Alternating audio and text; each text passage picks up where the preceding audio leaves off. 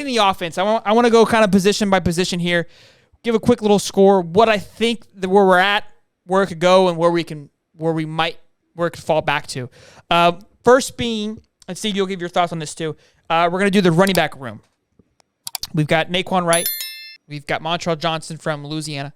We've got Marcus Bowman, and then our boy Lingard. Okay, stacked to me, in my opinion. I gave it a C+ to B-. Okay, the reason I gave it this score is simply just due to just longevity, right? There isn't people that have been there for a very long time, so it's still a younger room in a sense. Lingard is old, yes, but playtime is very limited compared to the other ones. Montrell is coming off a great season in Louisiana, but it was at Louisiana. Naquan's coming off an injury. That's where that score kind of comes down a little bit. But there's so much potential upside, right? A ton of upside. I think it could be a massive room and easily an A+ and more. The room, to me, has potential. But I'm kind of being realistic on where we're at right now, what we see, what we know. I give it a C+ to B-. That's my thoughts. Steve, what do you... Again, I know you're an FSU guy, but we've talked enough about this to have a little bit of a thought on this. What are you feeling? You might give a little more of a harsher grade than me. Well, no. So I mean, like I'm solid with a B. It could be a B+. And Okay. the reason that I'm giving them at least the B is because I think Montrell Johnson coming from Louisiana and having that built-in understanding of what Billy wants out of a running back, what his assignments are, just again, all the things that we've talked about when you're bringing in a new offense. Any player with any ounce of understanding of some of the concepts, some of the calls, some of the audible signals, and maybe even being able to help the quarterback say, "Hey, you're missing this. You're not seeing this guy who could be on a blitz." I think that's a huge help. And it's not like this guy's lining up on the outside, at the X receiver, right? He's right there next to the quarterback, and he can always provide a little bit of insight. Obviously, we're huge fans of Zoe here, so we're always going to say that he's going to be, the best guy on the field in that regard. But you're right. I think between Naquan and DeMarcus, even with some injury history in the past, I think you've got a skill set that you could really find an ideal back for each down and distance situation. And again, with Montrell bringing some prior knowledge, I think a B+ is a realistic expectation, and it could be higher. Chris Smith agrees with you. The only reason I would downplay it just a little, we'll get to it, is we don't know who's blocking for them yet, but we'll get to that. Well said. Next room we have is the wide receiver room, which to me, it could be the weakest room, but for now, we don't know what we're going to get with. We know what we're going to get to it a little bit with Ricky, but outside of that, we've got Justin Shorter, Xavier Henderson, as well as Trent Whittemore.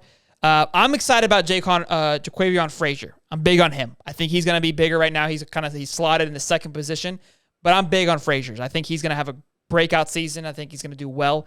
He showed a lot of flashes in the spring game, so I think he's going to be great. So to me, it's a C- simply because it hasn't shown to do well. We've heard kind of out of the camps that it's been a weak position. That's what that's coming from, so that's where the C- comes from.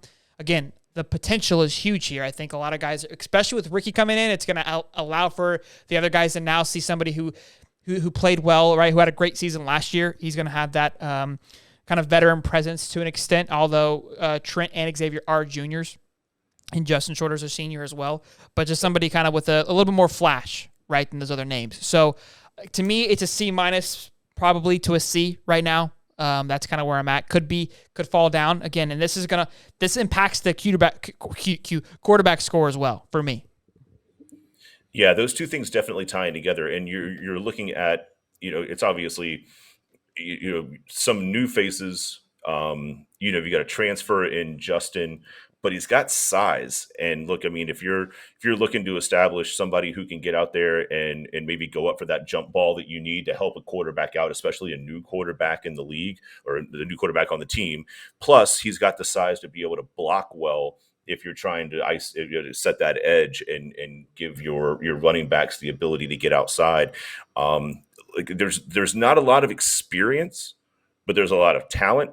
And you just never know, especially with that new offense coming in, how they utilize that talent, how quickly they pick up their routes, just their responsibilities as a whole. Like, I really like Justin Shorter. It's about time for that kid to go out and show that his size is going to be transferable from a talent standpoint to the football field. Like I give him a C. I give him a C until we can at least see maybe after game one on what they look like against Utah. Do they look like a crisp, fast, big bunch? Or do they sometimes feel like they're overrunning plays or missing assignments? Or it's really hard to tell with that many new folks coming in. But I think after game one, we should be able to get a pretty decent idea as to what we're going to see out of them throughout the rest of the year. Sure. Well said. The next room we have, we'll go to the O-line room because I think that's going to play a factor to those. Actually, yeah, we'll go to O-line first. So with them, I think the starting line, right, the O-line, just the starting guys, solid. We've got senior, junior on that line. So stacked line. What comes into concern is the depth, which has a factor in the score. And O-line depth is going to be huge. We got Osiris Torrance there, who obviously is going to be a big factor. But again, it's the depth that concerns me. So I gave them a C, right, kind of in the middle, only because of the depth, not because of the starting line or what it could be. It's how are those guys on the second and third string, or how are they going to hold up? How are they going to be able to rotate in and keep that front line fresh, right? That line is going to allow for the running back score to go up, as well as the quarterback score, which we'll get into, or grade, which we'll get into in a little bit. But I'm excited about the O-line. I think we've done well. But again, this is, I think, where the Billy phases and all these, what he's doing is going to have an impact on where the O-line score sits. Yeah, I can see that. And look, one of the things that I typically like to give an O-line, especially in the SEC, is size. And how are they big bigger boys than everybody else out there? Are they able to just be a grinder like what we've seen with Georgia and Alabama, LSU, even to that regard in certain cases? And they've got the size. I don't know if we've seen them all like comparatively play together and be able to produce, but I don't believe that that's as big of an issue as do you have the ability to hold up. Now, look, you've got a right tackle that's a little undersized. He's your redshirt junior in Michael Tarkin. He's just a hair over 300 pounds, but your guard is over 330. I want to say that your center is over 3.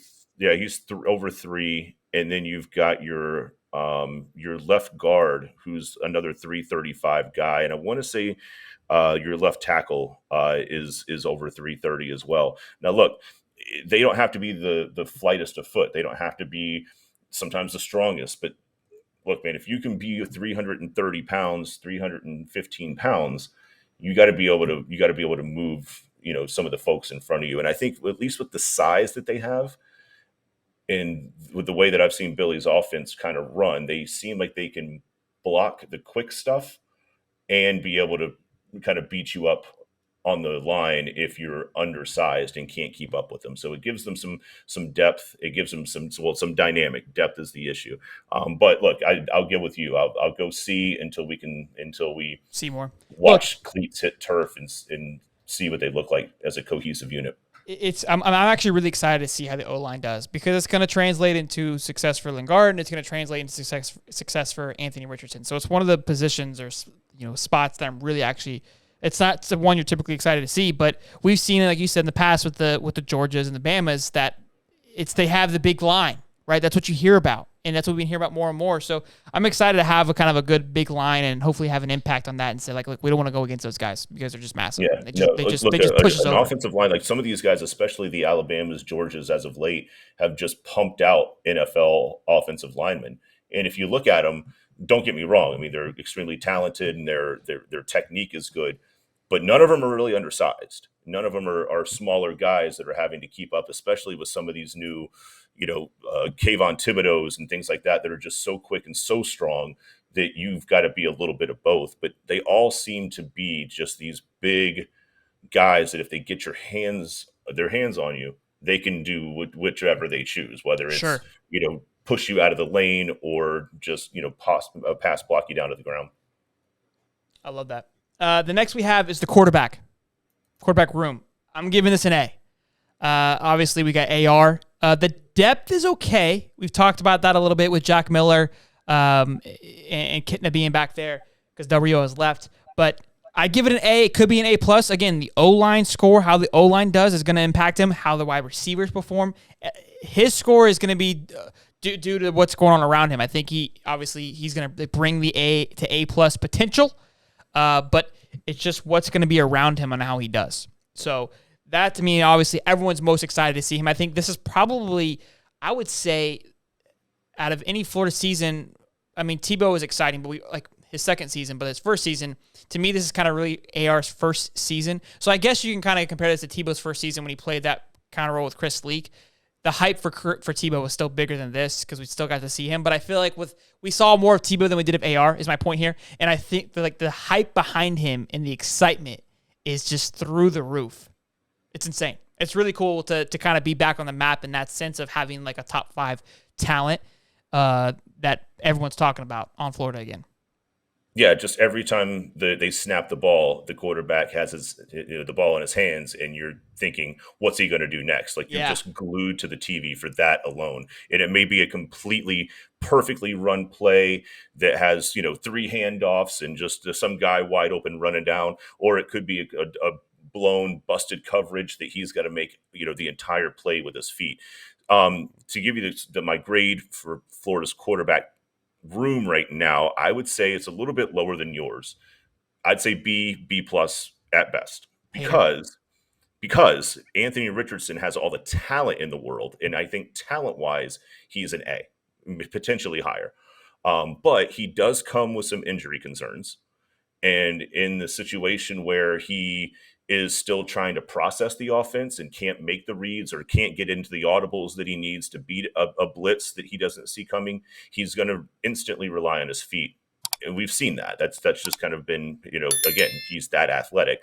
So if after 4 games or 5 games, especially considering that we've gone through your first 4 or 5 game schedule, is he able to continue to play that style of football and make it through the entire season? That would be my only concern, because he did get beat up a little bit last year. Sure. I think he had a shoulder against Alabama. I think he had an ankle against somebody else.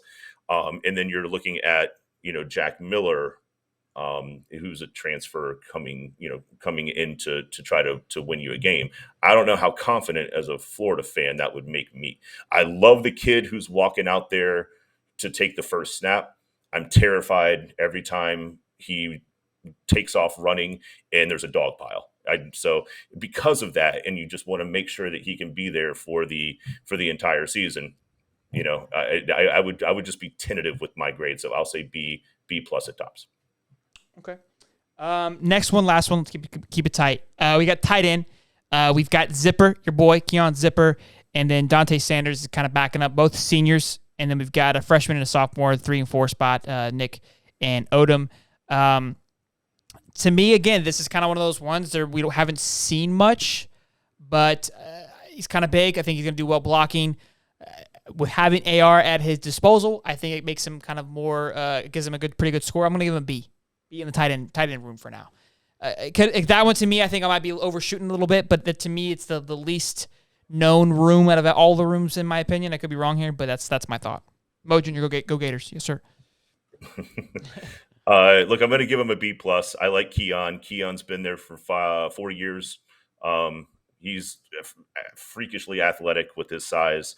I don't know if he's going to be your next Kyle Pitts, but he could be your next Ben Troop, maybe something in the middle. And I want the kid to succeed. He's been a really good team player, moving positions and going back and forth from wherever they needed him since he's been there. So I'll give him that. I'll give you guys a solid grade there, and hope that position can translate well. Oh, before you go, make sure you guys check out this video right here. It's brand spanking new. It's shiny. It's beautiful. It's gonna be a great one. I promise you. Make sure you like that video too, and also too, don't forget to subscribe somewhere in this vicinity right here.